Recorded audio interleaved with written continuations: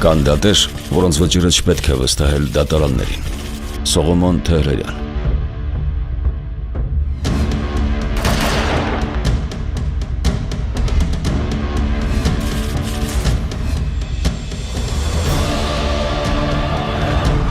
Հայաստանի առաջին հանրապետության անկումը 1921 թվականի դեկտեմբերին ամենևին խոչընդոտ չդարձավ Նեմեսիս ծրագրի շարունակականության համար։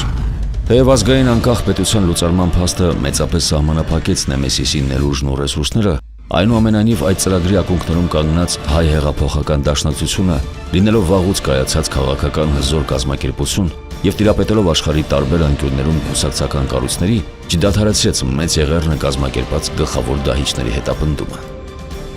Նեմեսիս ծրագրի իրագործումը հայ վերժառուների համար արդարությունը հաստատելու փորձ էր,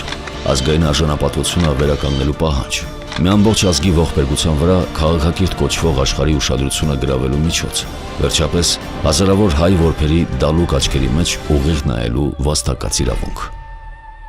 Արդյունքում նեմեսիսական երիտասարդների նվիրվածության եւ գործի դրած գերմարտկային ջանքերի շնորհիվ հնարավոր եղավ աշխարհի տարբեր վայրերում հայտնաբերել եւ ոչնչացնել ցեղասպան Օսմանյան Թուրքիայի եւ Մուսաֆաթական Ադրբեջանի գլխավոր պարագլուխներին թվով 9 հոգի։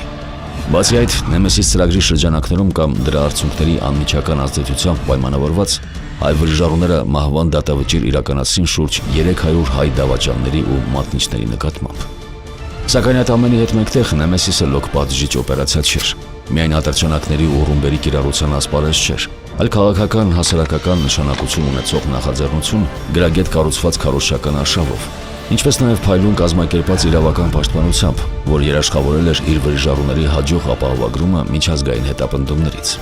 Օրինակը Սողոմոն Թեհրերյանի եւ Միսակ Թորլաքյանի դատավարություններն էին, որոնց արդյունքները վրիժառուներին ապահովեցին ազատություն, իսկ վրեժխնդրության զոհերին խարանեցին հավերժական անարգանքով։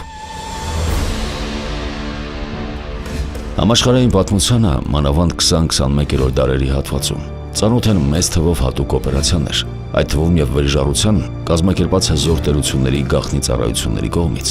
Եվ այնուհանդերձ անհերքելի է այն փաստը, որ բացառապես հայ երիտասարդության խանդավառության ու նվիրվածության շնորհիվ ազգի մեծ մասի բնաջնջման եւ պետականության կորստի պայմաններում հնարավոր եղավ կազմակերպել թե ծավալով եւ թե արդյունքներով նախադեպը չունեցող փայլուն գործողություն։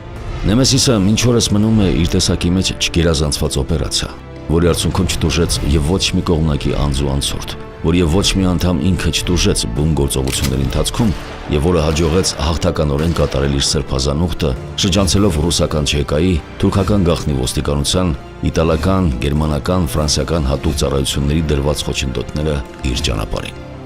Շատ երկրների հետախուզական ծառայություններ կուզեին իրենց շարքերում տեսնել Արշավի Շիրակյանի, Արամ Երկանյանի, Շահան Նաթալու, Արտաշես Գևորգյանի, Հրաչ Փափազյանի եւ Նեմեսիսի մյուս տասնյակ անդամների պես երիտասարդների, ու նման առաջարկություններ նրանցից ոմանք ստացել են։ Սակայն մերժել են, նախընտրելով նույնիսկ մեռնել, բայց ստվեր չգցել իրենց սրբազան առաքելության վրա։ Քանզի այդ առաքելությունը պիտի անբասիր ակունք մնար հետագա սերունդների համար, որպեսզի սներ նրանց պատվասիրությունը, ուսուցաներ նրանց հայրենիքը սեփական անձից ու կյանքից առավել արժևորելու դասը, պատգամեր երբեք չմոռանալ ու երբեք չներել ազգային արժանապատվությունը ոտնակոխանելու արարքը, չներել երբեք եւ չներել ոչ ոքի։ Եվ ուրեմն Նեմեսիսի սրբազան ուխտը հարատև է ժամանակի մեջ։ Այն կնքվել է հեռավոր 1919 թվականի աշնանը Երևանյան գաղտնի ժողովում ու մինչ օրս չի չեղարկվել։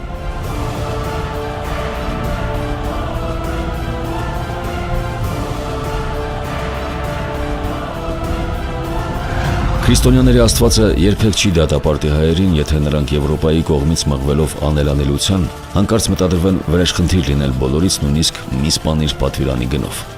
Եթե հայերի նկատմամբ չդրսևորվի արդարություն, հայերն ազգովի իրավունք ունեն չենթարկվել եւ ոչ մի օրենքի։